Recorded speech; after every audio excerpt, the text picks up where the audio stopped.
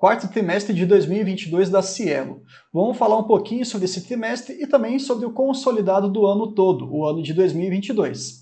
Vamos trazer aqui algumas informações e alguns insights interessantes para você que investe em Cielo ou que talvez tenha interesse em investir. Uma pequena curiosidade: sim, a empresa deu um grande tropeço com um modelo de máquina que custou mais de 40 milhões de reais. Mas vamos entender essa história direitinho.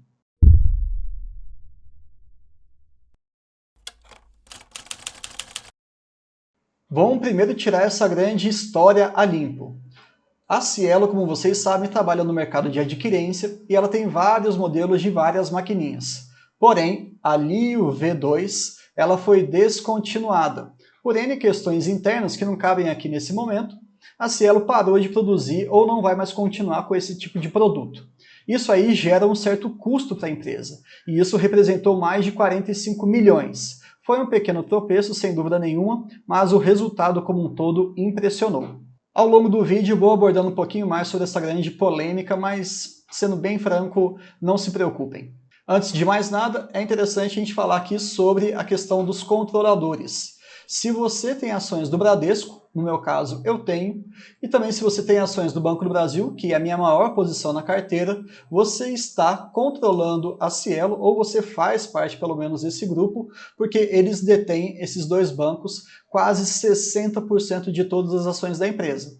Então, indiretamente, eu estou exposto à Cielo. Isso é bem bacana de saber, de você ter conhecimento desse tipo de informação. E em circulação no mercado, nós temos aí por volta de 40% que está sendo negociado livremente no mercado. Um ponto importante aqui é a gente falar sobre a Cielo Brasil como um todo. Elas têm algumas controladas, ela tem algumas vertentes, alguns braços, mas nesses primeiros slides eu vou falar um geralzão. A receita operacional líquida cresceu, comparando o quarto trimestre de 2021 com 2022, em 18%, um crescimento bem interessante. E em relação ao ano todo, consolidado 21 para 22, um crescimento de 23%. Então a empresa, sim, ela está expandindo a sua receita operacional. Quando a gente pensa em geração de caixa, que talvez comece a fazer mais sentido, a gente fica muito preocupado com essa questão de geração de caixa. A Cielo e a Cateno são os dois grandes carros que levam toda essa empresa que se chama Cielo Brasil. Ela tem algumas controladas, inclusive ela se desfez de alguns negócios, então quando você for olhar, você pode olhar sem dúvida nenhuma para o consolidado, que vai pegar todo o geralzão, mas foque principalmente em Cielo mais Cateno. A margem dessas duas somadas cresceu quase 5 pontos percentuais, chegando aí a quase também 35%. Saíram de 33% e bateram 38%.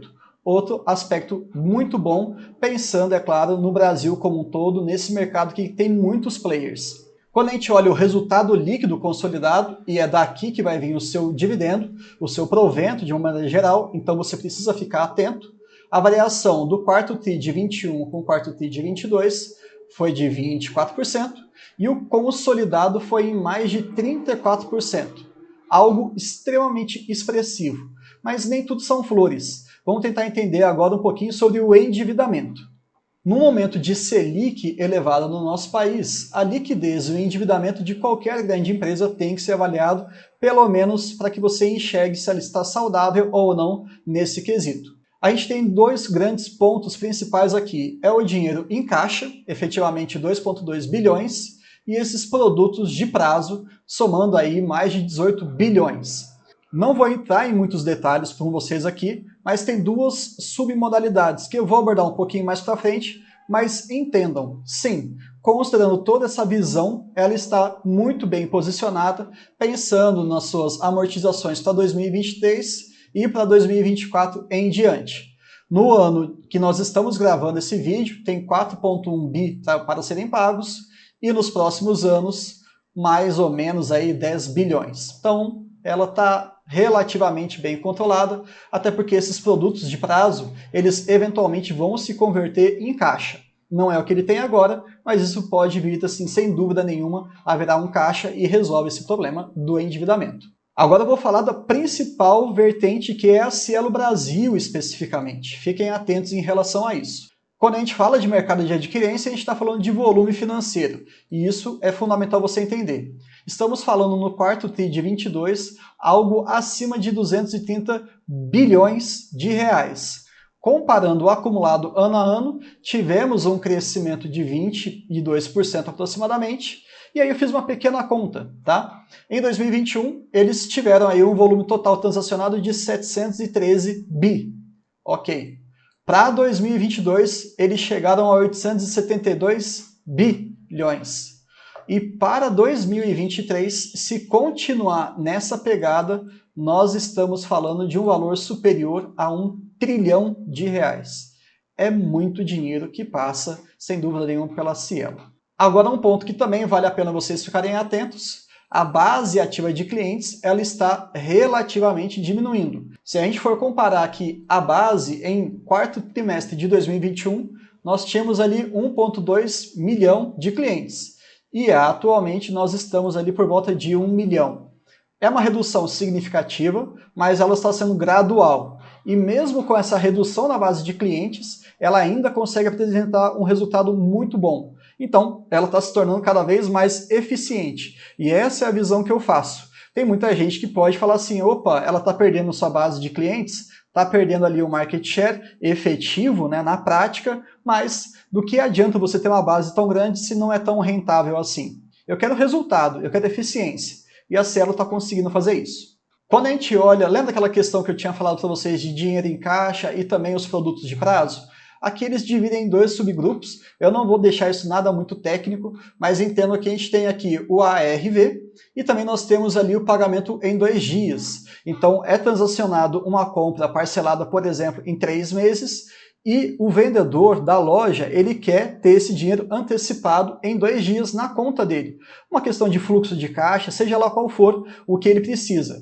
E a Cielo vai lá, então ela cobra uma taxa por isso, e consegue fazer aquela transação mordendo um pouquinho do lucro do empreendedor. É assim que ela funciona, é assim que o mercado funciona, não tem problema nenhum. Mas percebam que ficou praticamente estável, uma queda aí de 3% aproximadamente, e o ARV, que é uma outra modalidade, ela cresceu mais de 90%, dando aí um total, pegando as porcentagens e as proporções desses dois segmentos, nós tivemos aí um crescimento de 25% no trimestre de 21 comparado com o quarto TRI de 22 e o anual nós tivemos um crescimento de 36%. Então sim, ela está conseguindo cada vez mais gerar dinheiro nessa questão de antecipação daquelas vendas feitas a prazo. E sem dúvida nenhuma, toda vez que eu for fazer algum balanço aqui com vocês, a gente vai passar pela questão ali dos seus gastos. Quando a gente fala aqui de custo dos serviços prestados, a gente pode citar vários exemplos, mas eu vou falar apenas 2 que vocês vão entender tranquilamente. Depreciação e amortização e os próprios impostos. São alguns gastos inerentes àquela atividade, não tem jeito.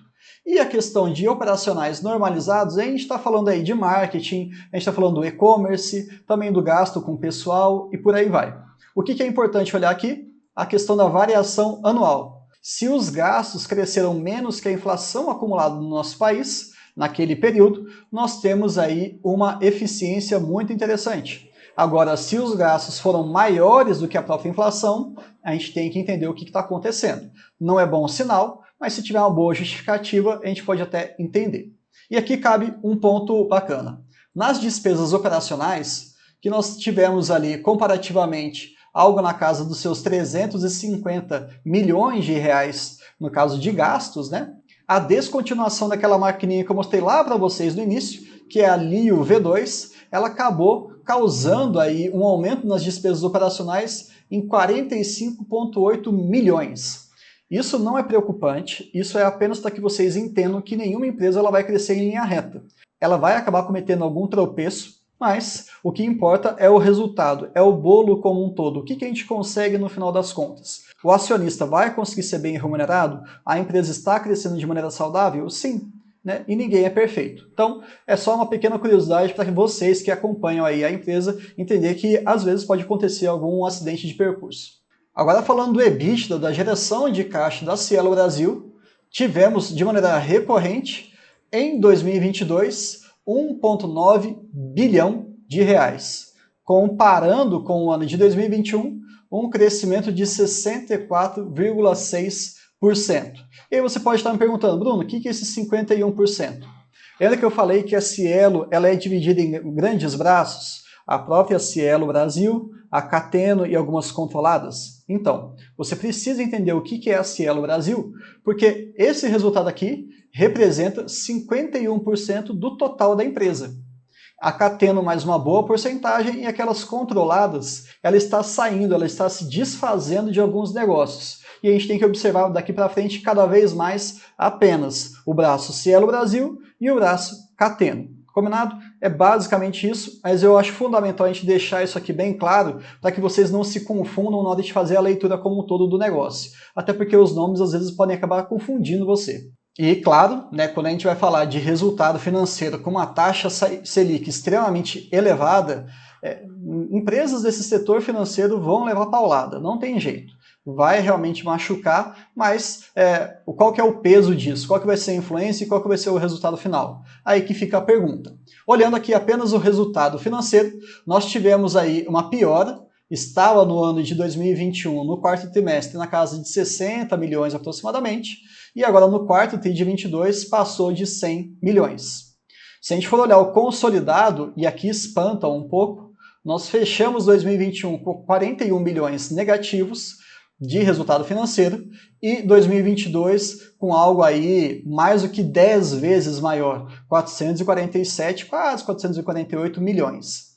E foi um aumento muito expressivo, sem dúvida nenhuma. Foi uma verdadeira porrada que a empresa recebeu, mas será que isso vai acabar prejudicando de maneira muito forte o lucro líquido? Vamos dar uma olhada.